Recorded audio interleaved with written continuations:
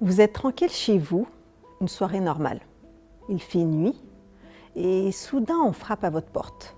Vous ouvrez et là vous tombez nez à nez avec des enfants. Rien de plus banal. Pourtant quelque chose vous met immédiatement mal à l'aise. Ces enfants n'ont pas l'air ordinaire. Ils restent figés, la tête légèrement baissée. Et quand vous regardez leur visage, un frisson vous prend. Leurs yeux sont entièrement noirs, comme si leurs pupilles avaient englouti le blanc de leur globe oculaire. Ces enfants aux yeux noirs sont au cœur d'un phénomène paranormal qui a émergé dans les années 90. Depuis, de nombreux témoignages rapportent des rencontres similaires à travers le monde. Ils sont décrits comme ayant entre 6 à 16 ans, ils partagent plusieurs traits communs, un teint pâle, un comportement étrange et une insistance inquiétante à vouloir entrer. Ce qui perturbe ceux qui les rencontrent, ce n'est pas seulement leur apparence, mais surtout leur comportement. Ils semblent presque programmés à obtenir une invitation, que ce soit pour entrer chez vous ou alors dans votre voiture.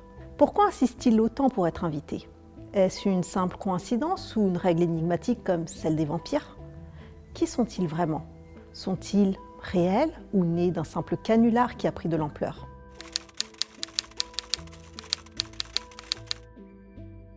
En réalité, la légende tire son origine d'une publication sur Usenet en 1997 lorsqu'un journaliste nommé Brian Bethel partagea son expérience.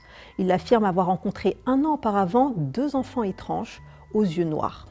Alors qu'il était garé devant un cinéma, ces enfants sont venus frapper à sa vitre, lui demandant une simple faveur, les conduire chez eux. Les enfants ont insisté pour qu'il les conduise.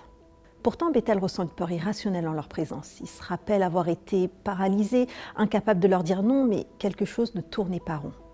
En regardant de plus près, il remarque leurs yeux noirs et une sensation de danger imminent l'envahit. Il s'échappe de justesse, marquant le début d'une série de récits similaires. Bethel n'était pas seul. Une autre personne lui aurait rapporté un témoignage similaire vécu à Portland, renforçant l'idée que ces apparitions n'étaient pas des cas isolés.